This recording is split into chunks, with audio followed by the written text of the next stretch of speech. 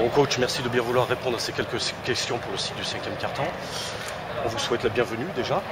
Et puis on aimerait savoir, ça vous fait quoi de retrouver enfin le parquet et la compétition? Ah bah pas enfin, parce que c'était une volonté, donc je ne peux pas dire que c'était pas quelque chose de prévu, d'anticipé. Je le savais depuis déjà 2-3 ans que je ferais un break en 2014, donc c'était pas...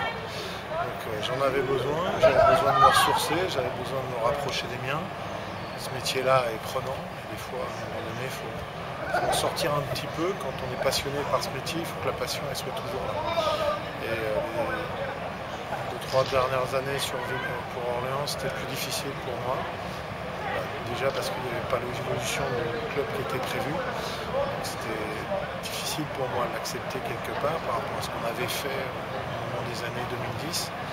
Donc voilà, et puis quand on veut... le métier d'entraîneur, c'est de faire grandir les autres.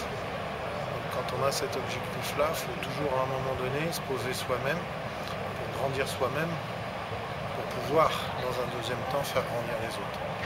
Et pour ça, un break, c'est nécessaire. J'en avais vu l'utilité il y a 10 ans de ça, en 2004-2005, j'avais déjà fait un break, et ça m'avait beaucoup servi. J'avais besoin de ça, donc c'est pour ça que je n'avais pas du tout prévu d'arriver ici aujourd'hui. Enfin, cette semaine, je n'envisageais pas ça, je me projetais déjà dans la saison prochaine. J'avais déjà des dossiers avancés, donc ça a remis beaucoup de choses en question ces derniers jours. Mais voilà, mais bien évidemment, je suis très très heureux d'être là.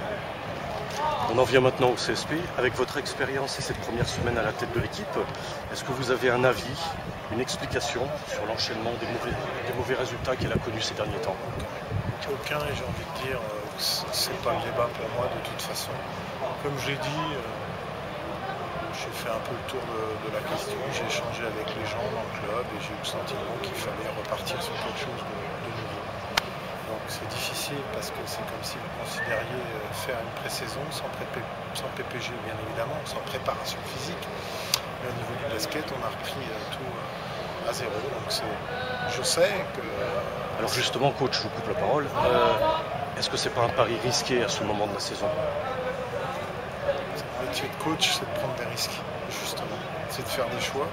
Voilà, il faut les assumer après. Donc je sais qu'à minima, les 3 premiers matchs, c'est pas facile en termes de jeu, de maîtrise de ce qu'on veut faire. Mais comme je l'ai dit, il faut compenser par un état d'esprit irréprochable qui pourrait nous permettre de gagner ces matchs-là, parce qu'il faut les gagner à la mesure du possible. Mais on se prépare aujourd'hui pour les playoffs. On a presque envie de vous dire que de toute façon, vous avez 8 matchs pour préparer les playoffs, pour arriver en pleine forme aux playoffs, en quelque sorte. Il faut qu'on maîtrise pleinement ce qu'on veut faire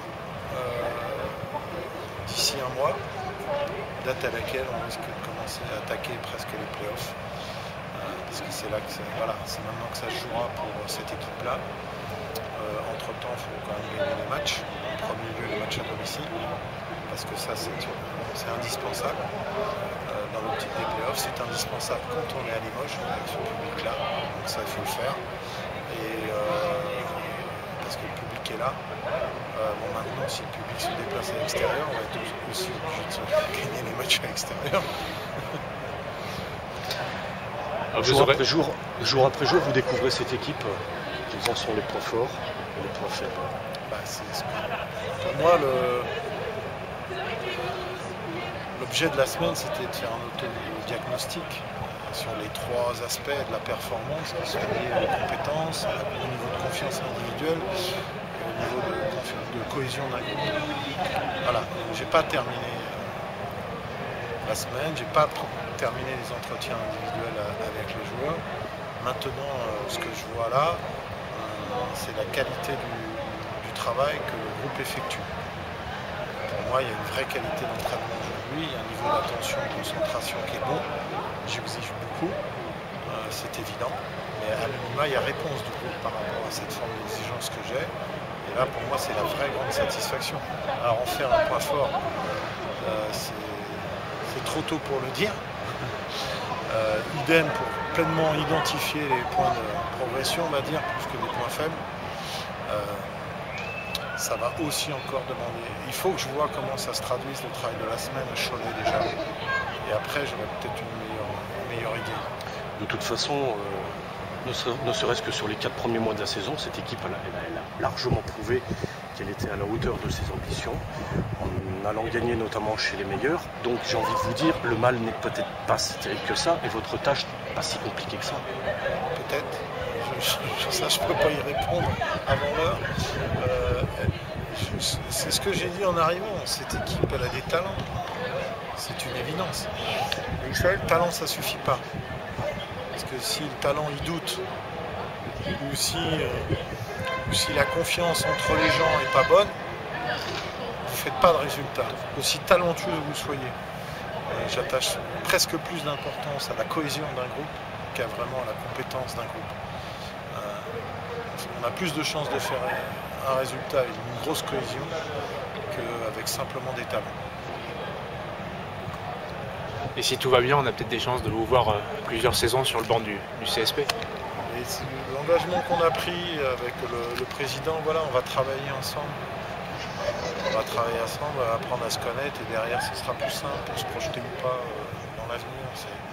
Ça me paraît plus sensé comme démarche que de se garantir des choses dans l'avenir. Alors pour moi ça n'avait pas beaucoup de sens, ça n'a pas forcément pour le président.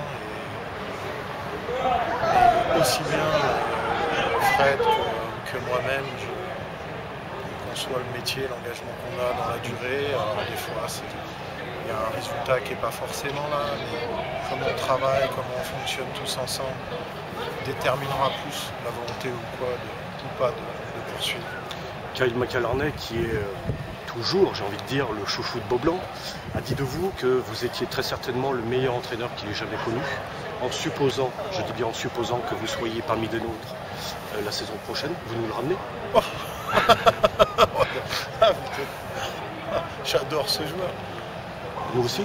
Oui, bien sûr, c'est un garçon exceptionnel. La personne, le joueur, j'adore ce joueur-là. Maintenant, de mémoire, je crois qu'il est engagé à Orléans la saison prochaine. Ouais, je crois aussi, ouais. Merci coach. En tout cas, merci coach et encore une fois, bienvenue à Limoges.